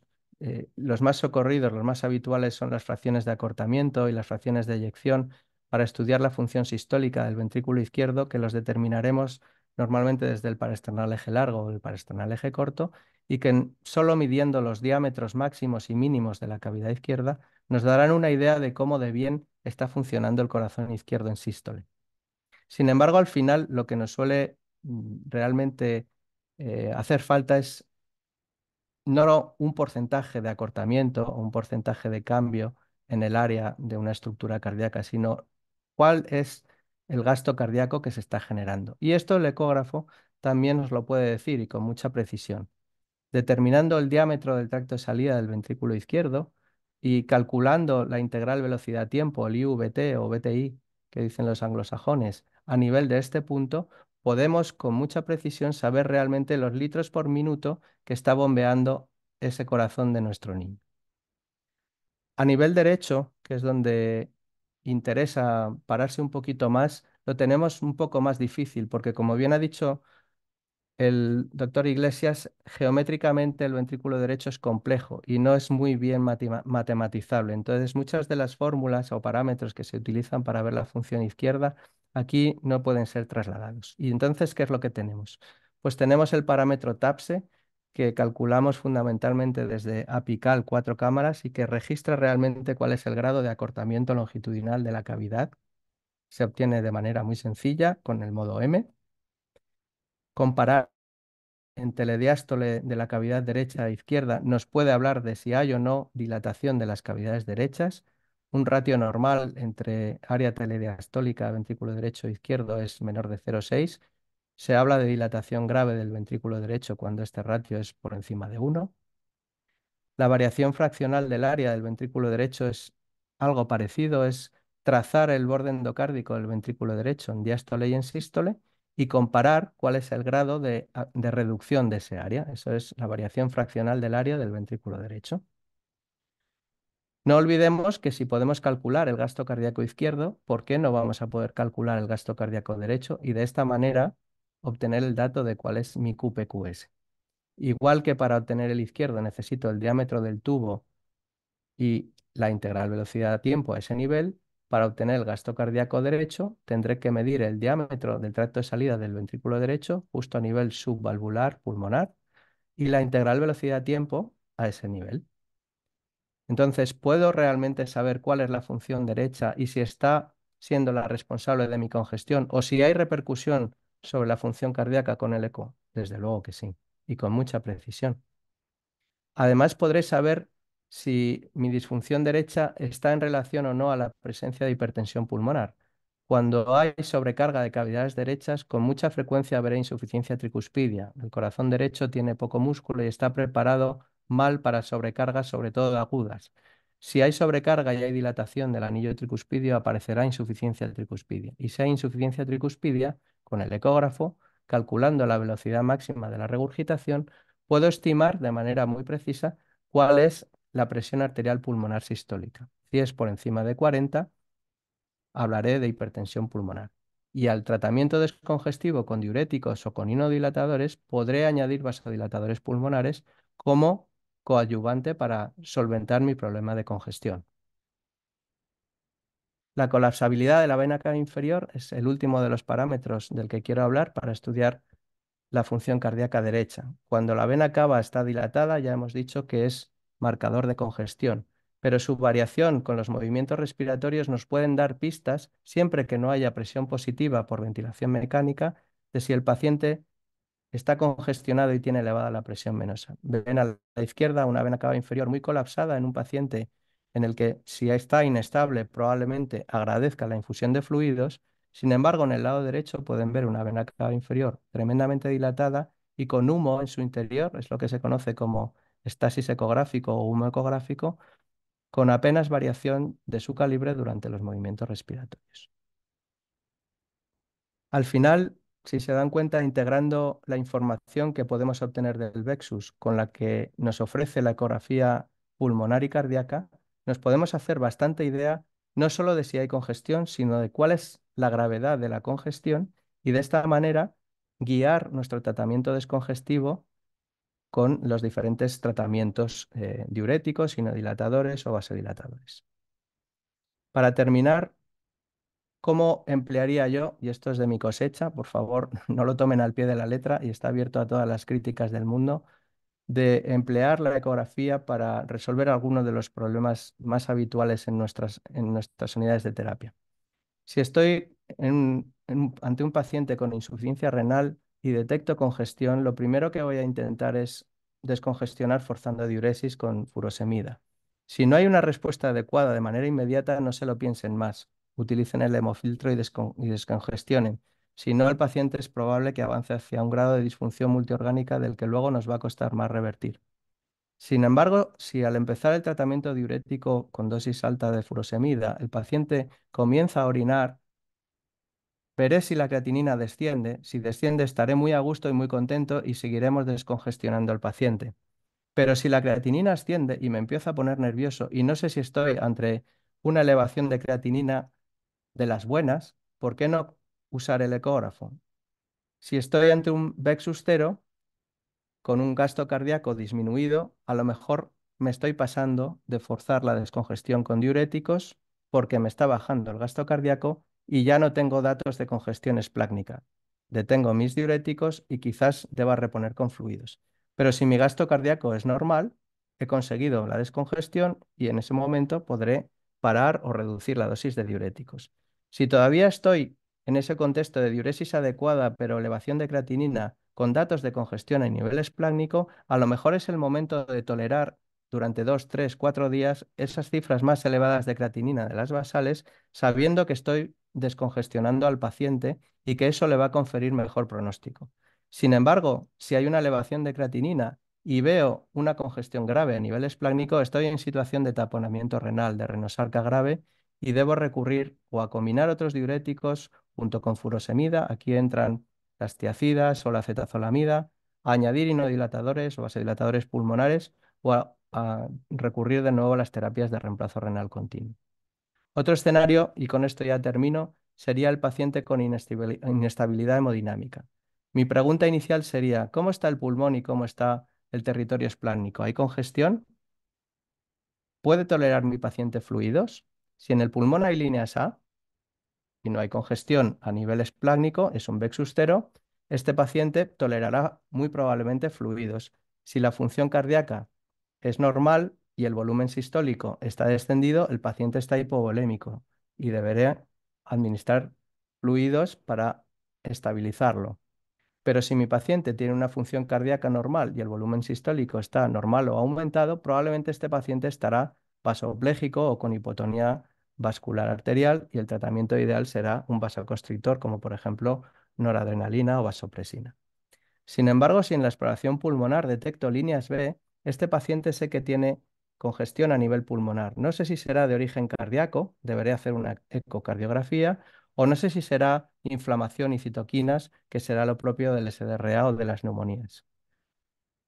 Pero si veo una alteración en el Vexus que me indique congestión con vena cava inferior dilatada y Vexus grados 1, 2 o 3, me preguntaré si para esa presión venosa central que sé que está elevada y que se está transmitiendo retrógradamente a las vísceras intraabdominales, debo aportar inotrópicos cuando hay alteración de la función del ventrículo izquierdo, asociar vasodilatadores pulmonares si hay hipertensión pulmonar y disfunción derecha, o fármacos inodilatadores como levosimendan o milrinona, o forzar la diuresis reduciendo la volemia utilizando fármacos diuréticos a dosis altas o técnicas de reemplazo renal continuo cuando la función cardíaca sea normal. En conclusión, y ya termino, quiero recalcar que la congestión aumenta la morbimortalidad de nuestros pacientes y debemos ir a buscarla. Está detrás de muchos cuadros de disperfusión y de fallo orgánico. El síndrome cardiorrenal y la renosarca son consecuencias directas de ella y que con la ecografía podemos detectar la congestión, establecer su gravedad, optimizar el tratamiento descongestivo y saber su etiología y entender su fisiopatología. Muchas gracias por su atención. Muchísimas gracias por esta charla. La verdad es que es muchísimo por entender, es mucho por integrar. Creo que definitivamente todas estas herramientas nos hacen tener una práctica en donde ya no existe pásale líquidos hasta el edema agudo pulmonar, ¿no? Entonces ya podemos hacer una terapia mucho más guiada y creo que resuelve muchas dudas, pero creo que lo más importante va a ser lo propositivo que tengamos que hacer en nuestras terapias intensivas, ya que el ultrasonido pues se vuelve nuestro instrumento de mano derecha en conjunto con el estetoscopio y nuestras manos para la palpación. No todas las unidades aún cuentan con ello, pero ya es la hora y nos toca preparar a nuestros nuevos intensivistas con esto. Debido a cuestiones de tiempo, voy a entrar solamente con una duda, bueno, con un par de dudas para cada uno. Ya muchas de ellas, de hecho, que habían dicho o se habían hecho, ya se habían resuelto. Entonces, quiero empezar con el doctor Juan Carlos, acerca de, primeramente, pues una cirugía muy bonita, que finalmente es el Fontán. Es una fisiología, un mundo, y aunado a esta fisiología, pues también está tremendo, ¿no? Y la pregunta dice, en la cirugía Fontan-Kreutzer, entonces se debería siempre realizar la derivación linfática, la cirugía de Hraska, a modo de liberar presión venosa central y por ende mermar la presión intraabdominal que terminaría generando congestión esplácnica y afectación renal. Uf, es una muy buena pregunta. Aquí el punto sería comprender cuáles son los fenotipos de falla en el Fontán, porque no siempre el fenotipo de falla en el Fontán te va a tener presión venosa aumentada. Puedes tener una falla de Fontán con disfunción cardíaca, ¿no? Donde la presión venosa no sea el motivo de la falla del órgano.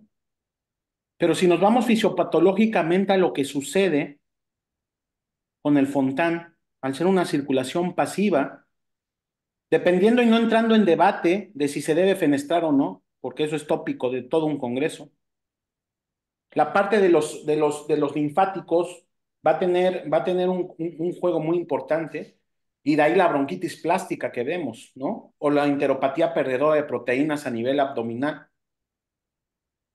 Generalizar que necesitamos hacer una derivación linfática, en primera, es un procedimiento complejo, hasta donde tengo entendido, los cateterismos linfáticos los están haciendo en Boston, ¿no? Creo que en Boston Children's, se enfrenta al médico que es el que tiene mayor experiencia, y es impresionante cómo hacen esos cateterismos, ¿no?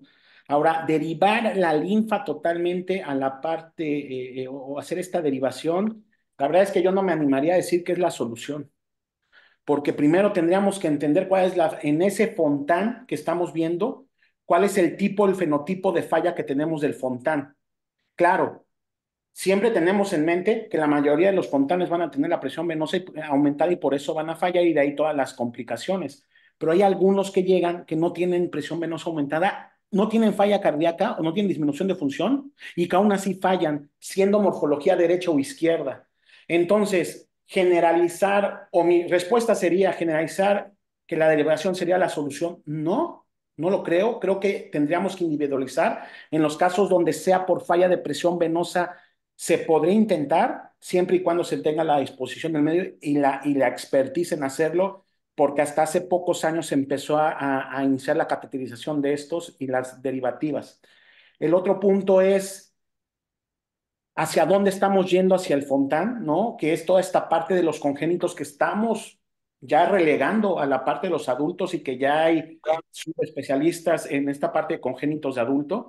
Pues no está nada lejano, ¿eh? O sea, estos soportes mecánicos que tenemos, la parte de poder crear el soporte que a nivel venoso le dé parte de pulsatividad de ese flujo y disminuya todas estas complicaciones, está ya en proceso.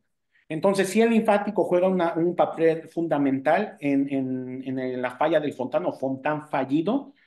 Yo consideraría o contestaría que tendríamos que analizar bien qué tipo de Fontán fallido tenemos antes de pensar de que todos, la opción de derivarlos a todos sea benéfico para todos. Es la misma pregunta que se hace cuando dice si fenestrar o no fenestrar. Ese sería mi concepto. Muchas gracias, doctor. ¿Algo que quiera agregar, doctor Juan, o nos pasamos a la siguiente? No, estoy muy de acuerdo con la reflexión del doctor Iglesias. Es un Bien, debate muy, muy importante, sí. bueno, muchos ya En Europa tienen. se está apostando por una cánula venosa que fabrica la empresa Berlin Heart para dar soporte pulsátil a los Fontán fallidos o en vías de fallo con problemas sobre todo de linfostasis, con bronquitis plástica, con enteropatía, pierde proteínas, y en pacientes que en estado ya de mucha emaciación y deterioro físico tienen que afrontar un puente a trasplante. Parece por los primeros estudios, lleva en el mercado apenas año y medio y todavía está en fase de estudio en Berlín, que soportar la circulación fallida con una bomba pulsátil puede mejorar lo suficiente a estos pacientes como para afrontar el trasplante en mejor condición y que luego el posoperatorio sea más fácil. Ahora sí, afrontar de entrada una derivación linfática, yo creo que estoy con Juan Carlos en que no debería, o yo no apostaría por hacerlo sistemáticamente en todos. Con el Vexus quizás podamos sacar más información próximamente.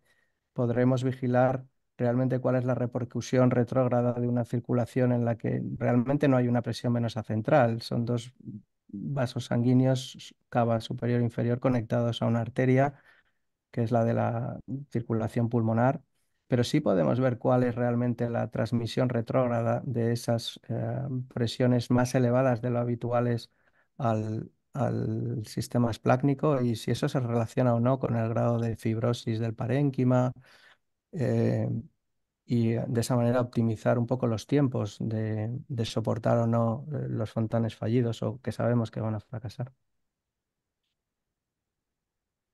Doctor Juan Carlos y doctor Juan, vamos a ir a una pregunta más, pero quisiera pedirles el favor, si pudieran anotar su correo electrónico, ya que por tiempo vamos a pasar a una pregunta más, pero yo estoy seguro que mucha gente, bueno, de hecho hay muchas preguntas y están todas muy interesantes. Se me ha hecho difícil elegir la última, pero la voy a dirigir al doctor Menéndez. Bueno, dice primeramente felicitaciones por su exposición y la pregunta es, ¿encontró alguna correlación entre VEXUS 3, índice de resistencia renal, e índice de pulsatilidad cerebral? Y que gracias por la respuesta. Grandísima pregunta. Todavía no lo sé. Em, pero adelante, ahí está. Esto es un filón que hay que investigar a fondo y ojalá que haya suscitado en la audiencia suficiente interés como para que en la siguiente guardia agarren el ecógrafo y miren. Hay que mirar si el grado Vexus se correlaciona desde luego con delirium, si se correlaciona con disfunción intestinal, malabsorción, si se correlaciona con dificultad en el destete, esas bronquiolitis que se nos hinchan a las 48 horas, ahí está el problema. Ese ventrículo derecho lo estamos castigando demasiado con los ventiladores. Quizás viendo más de cerca qué es lo que pasa a nivel renal entenderemos por qué tenemos que terminar con furosemidas y a lo mejor podemos ir un poco antes. Claro que hay que responder a más Vexus, más infecciones, más translocaciones bacterianas, más problemas de malnutrición. Estoy convencido de que es así, pero hay que estudiarlo y hay que demostrarlo. Pues muchísimas gracias. Quisiera de verdad continuar hablando esto muy interesante, todo esto. Ambos ponentes dejan sus datos para que ustedes escribirles, creo que nos deja mucho y para dar una segunda sesión posteriormente, ¿verdad? Doctor Menéndez, de verdad estamos agradecidos porque yo espero ahorita no haya tomado tanto café y ya pueda dormir, ya es tarde allá. Y por este lado, doctor Juan Carlos, muchísimas gracias también. Siempre la pasión de la plática se agradece. Entonces, también agradezco a la Sociedad Latinoamericana de Cuidados Intensivos Pediátricos, doctor Silvio, doctora Evelyn, muchas gracias. Recuerden, Cancún 2024 en junio del 1 al 5. Nos vemos ahí, va a ser una gran oportunidad para saludarnos y créanme que traigan un buen hígado porque los tequilas van a estar buenos. Los esperamos aquí con mucho gusto. Ojalá que Bueno, sí, que podemos vernos. para terminar, de verdad, muchísimas gracias al Comité Renal y a los conferencistas por estas ponencias que realmente nos llevaron desde la fisiología hasta la evaluación en tiempo real de la congestión. Vamos a quedar con muchas ganas de utilizar el ultrasonido todo el tiempo y los invitamos el próximo 15 de febrero a nuestro siguiente seminario de neurocríticos. Bueno, que tengan una buena noche.